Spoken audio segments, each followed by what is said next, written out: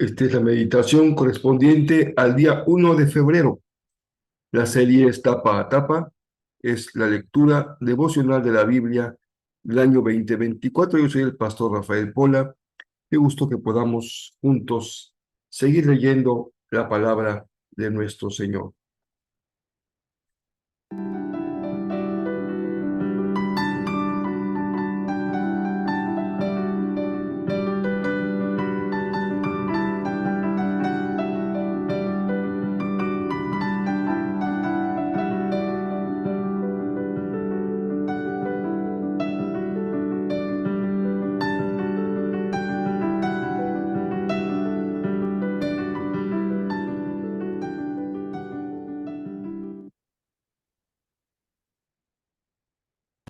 Espero que este miércoles sea un día muy bendecido, que lo inicies con mucho entusiasmo o que lo termines con mucha gratitud en tu corazón.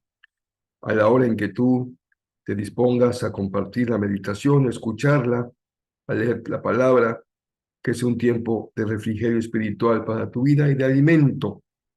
Pero no nada más estamos a miércoles, también estamos empezando el mes de febrero. Ya se fue enero, pero volando, ya estamos en el mes segundo del año. Esperamos grandes cosas del Señor en este año, que Él siempre es bondadoso y generoso con nosotros. Si las cosas no van bien, no pierda la esperanza.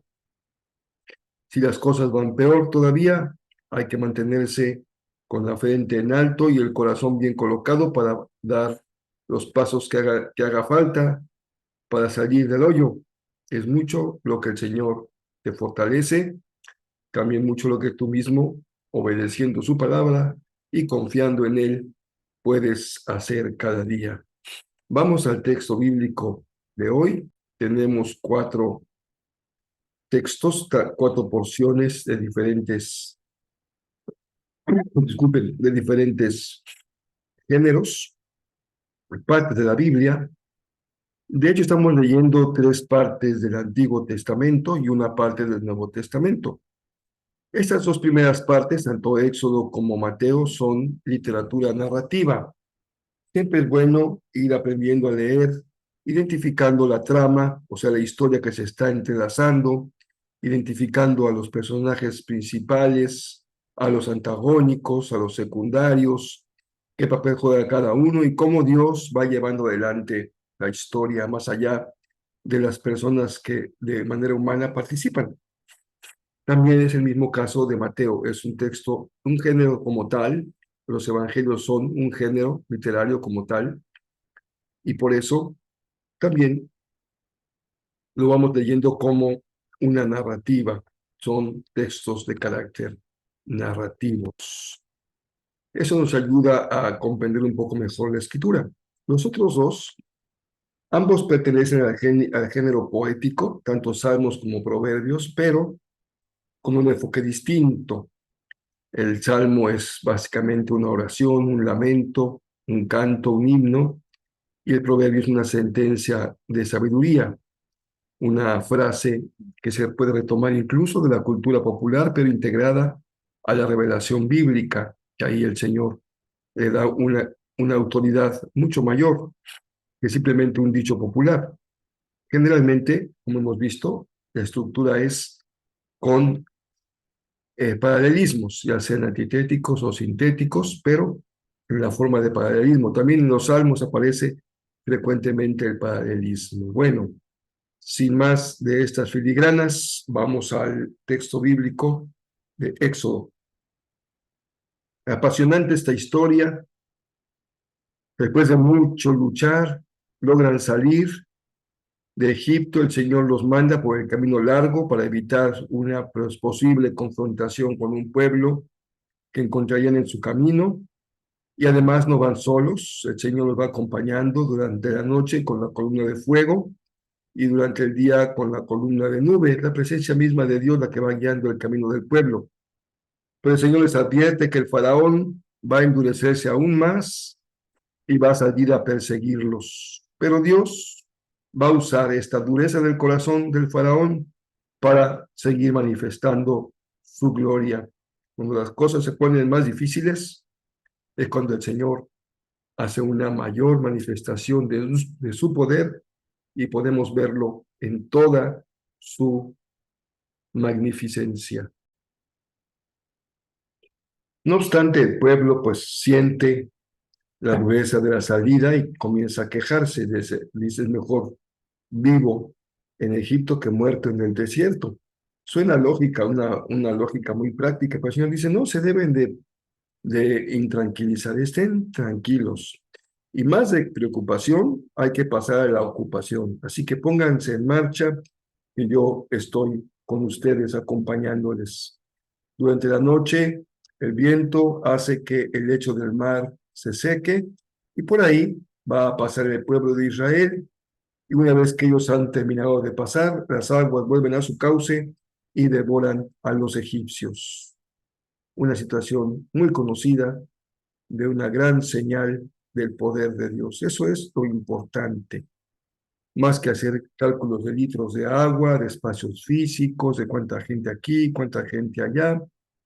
Lo importante es discernir el sentido de la historia, el sentido de la narración, manifestar el poder y la gloria de Dios.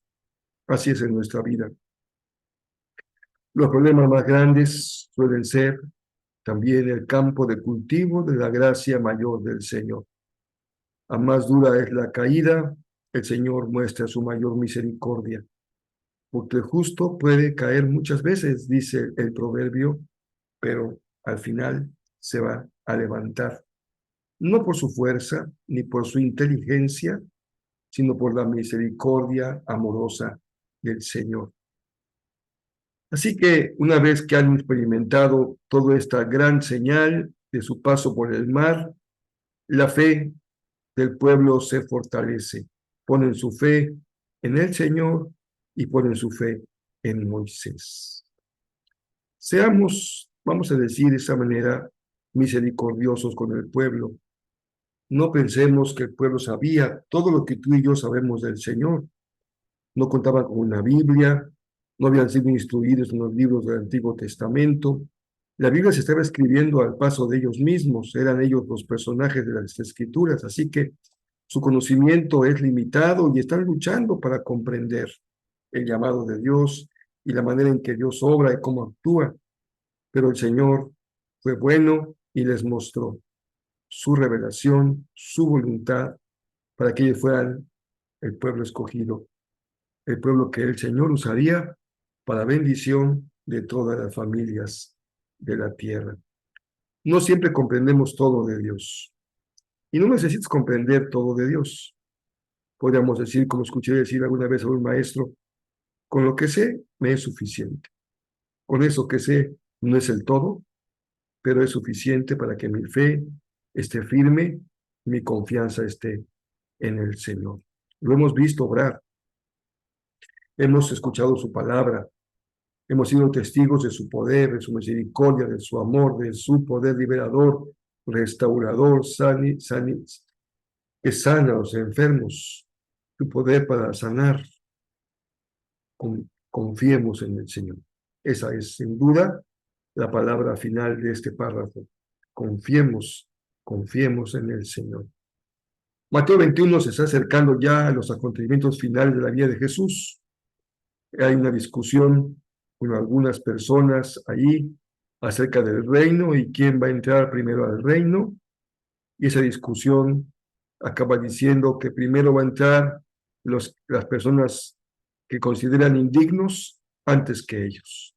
Y aún más, dice un poco más adelante, se les quitará el reino y se le entregará a una nación que produzca el fruto esperado. ¿Cuál es el fruto esperado? La fe en el Mesías, la fe en Jesús.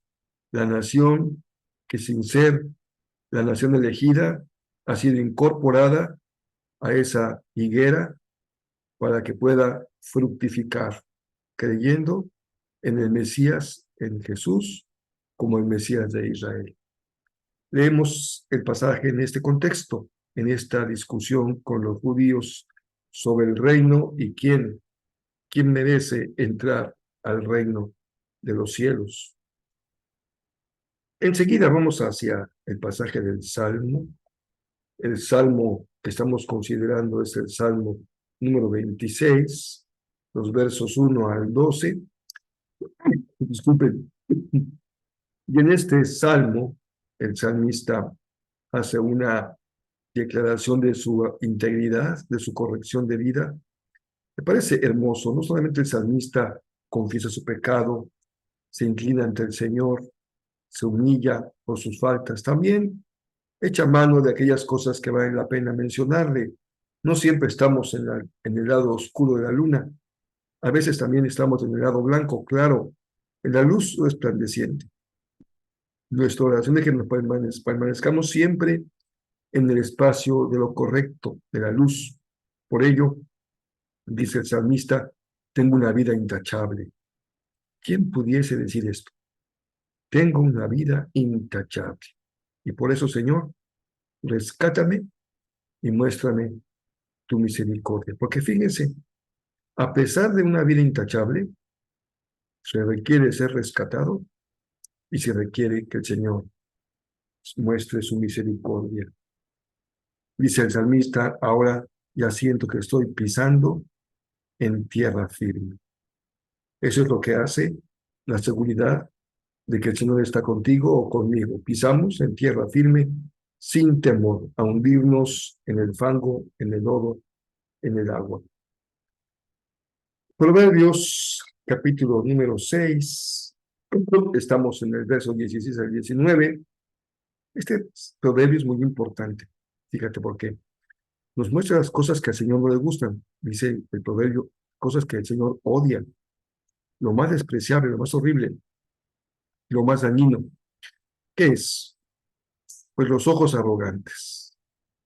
Tal vez el pecado número uno, el defecto de carácter más dañino, sea la soberbia. No es algo en la que solemos fijarnos cuando hablamos de pecado, porque generalmente lo vemos como una transgresión a una ley o una norma.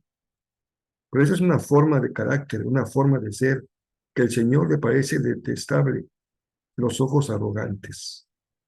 ¿Qué hay en el corazón de un arrogante?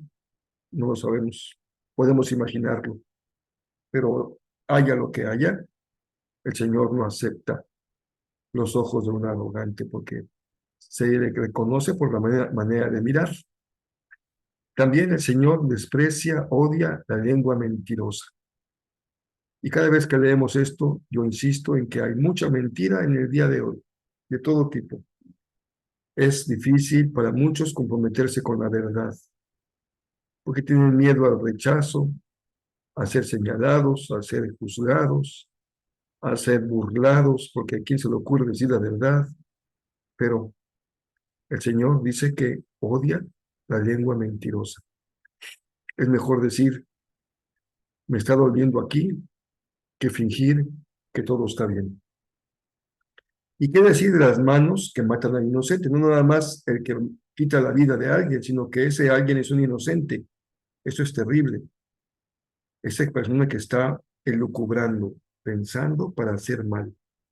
Eso al Señor le parece detestable. Los pies que corren hacia hacer lo malo, no corren para hacer lo bueno, pero para lo malo, qué bruto, qué velocidad traemos. Vamos como verdaderos turbo para hacer el mal. Una cosa más que el Señor desprecia, odia, es el testigo falso. Y por último, el que siembra discordia en una familia. Pues que el Señor ponga un tapón a nuestra boca si estamos siendo un instrumento de discordia en cualquier familia, y especialmente si es una familia espiritual. Que el Señor nos permita siempre hablar para edificación, para construcción, para armonía, para unión. Este domingo seguiremos, espero en Dios que estemos mejor de la garganta y de los bronquios para poder compartir los mensajes 8 y 9, cómo superar las crisis, y ahora hablaremos de crisis interpersonales. Muy importante que el Señor nos use de manera poderosa, nos hable con claridad, nos exhorte, nos anime, nos enseñe para seguir siendo transformados conforme a su propósito y conforme a su voluntad. Espero que ya tengas muchos invitados para el concierto. Bueno, dicen algunos expertos que si invitamos 10, va uno. Entonces ya sabes que si quieres que vaya uno, por lo menos tendrás que invitar a 10 personas. Así que hay que trabajar duro para que tengamos uno cada uno. Y eso permitirá una gran bendición el próximo sábado 17 a las 7 de la noche en la iglesia Jezreel, ahí en la calle de Madroño, en Cancún, junto al Colegio Álamos. Hemos estado disfrutando de buenos días en Cancún de temperatura, con poco calor, aunque por ahí hay algunas situaciones de viento fuerte o de lluvia aislada, pero en general tenemos un clima mucho más aceptable. Agradecemos al Señor esa enorme bendición. Sigamos adelante leyendo la palabra, disfruta, toma nota, investiga, haz tus propias preguntas, métete para investigar algunas páginas que te den buena información. Si quieres compartir algún aprendizaje, hazlo en las redes sociales que tenemos, en Facebook o en YouTube o en el chat. Siempre podemos enriquecernos unos a otros cuando dejamos que el Espíritu Santo hable a través de la iglesia, de la comunidad de fe. Que el Señor les bendiga muy ricamente este miércoles y por favor no dejen de orar por la salud de los enfermos.